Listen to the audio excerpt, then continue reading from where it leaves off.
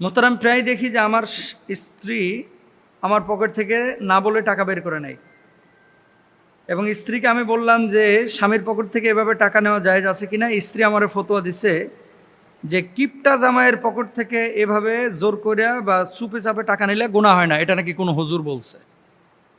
তো উনি এই প্রশ্নটা বলছে যে হুজুর, আপনার ওয়াজ আমি শুনি, লেকচার শুনি, প্লিজ আপনি দালিলিক আলোচনা করে আমাকে সমাধান দিবেন।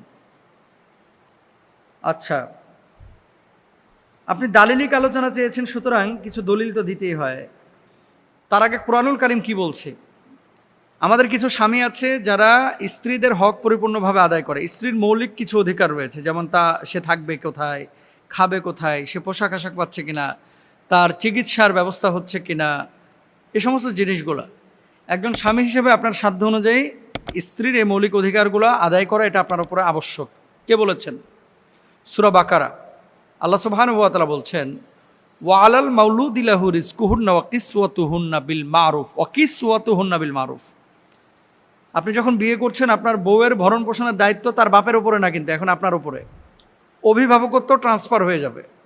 আপনি বিয়ে করেছেন, আপনার বিয়ের পরে ওই মেয়ের অভিভাবকত্ব এখন আপনার উপরে।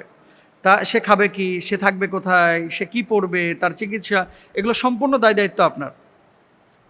কিছু স্বামী আছে এই সমস্ত জিনিসগুলো ফলো করে, আর কিছু স্বামী আছে যারা বিয়ের লাগে অস্থির, কিন্তু স্ত্রীর একটা হকও ঠিক মতো আদায় করে না। স্ত্রী যদি বলে সাবান আইনো, সাবান আনে না। স্ত্রী যদি বলে সাবান গুঁড়ো আইনো, সেটাও আনে না। স্ত্রী যদি বলে আজকে আমার ভাত খাইতে ভালো লাগছে না, দুইটা রুটি নিয়ে আসো, এটাও নিয়ে আসে না।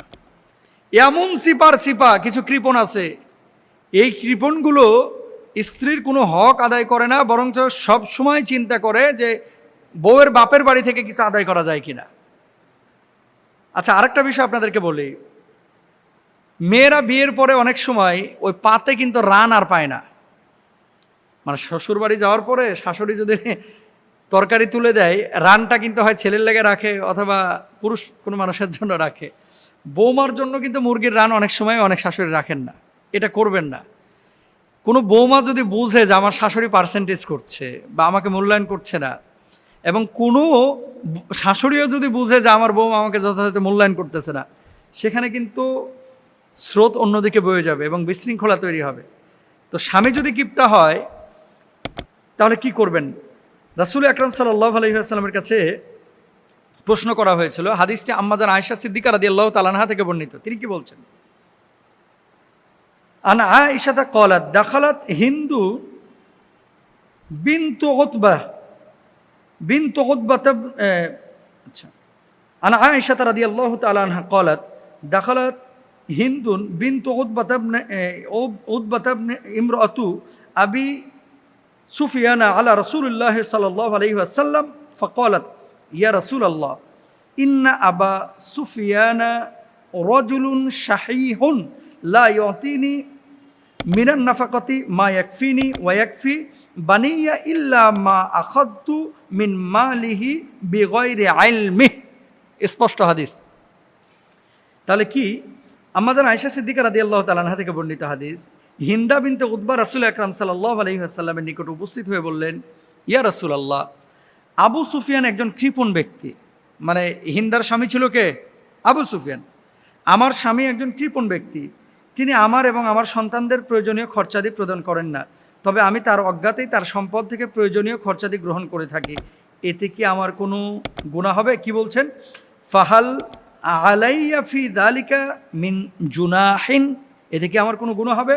আল্লাহ রাসূল সাল্লাল্লাহু আলাইহি ওয়াসাল্লাম জবাব দিলেন, খুযু মিন মালিহি বিল মারুফি মা ইয়াকফিকি ওয়া ইয়াকফি বানিক।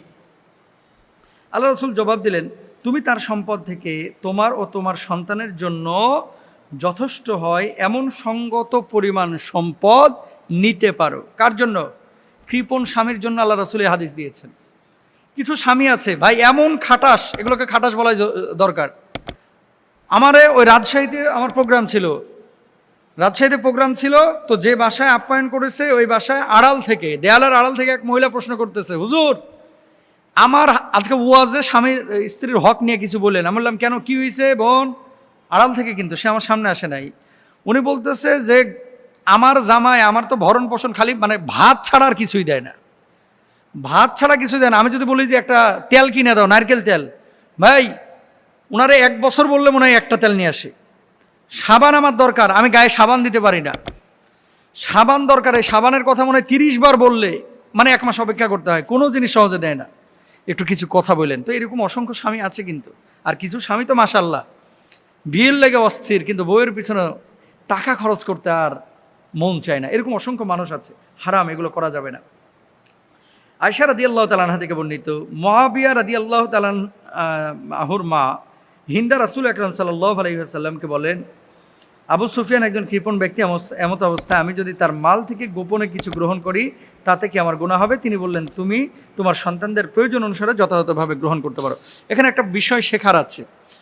আপনার স্বামী আপনার সমস্ত ভরণ পোষণ দিচ্ছে। কিছু কিছু মেয়ে আছে বিলাসী মেয়ে, যেমন বাড়িতে মুরগির গোশত রান্না করা হয়েছে, বাড়ির মুরগির গোশত ভাল লাগতেছে না, রেস্টুরেন্ট থেকে তার লেগে কাচ্চে নিয়ে আসতে হবে।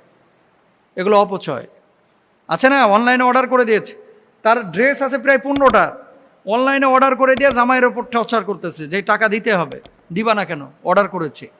বিলাসী যে পণ্যগুলো আছে, এখন আপনি বিলাসী পণ্য চাচ্ছেন যে আজকে আপনি রেস্টুরেন্টে খাওয়াইতে হবে, আজকে আপনাকে অমুক ব্র্যান্ডের খাবার এনে দিতে হবে, অমুক ব্র্যান্ডের আপনার এই পোশাক আশাক এনে দিতে হবে, আপনার মৌলিক অধিকার পূরণ করতেছে, তারপরেও আপনি এই বিলাসিতার জন্য স্বামীর পকেট মারবেন, হারাম।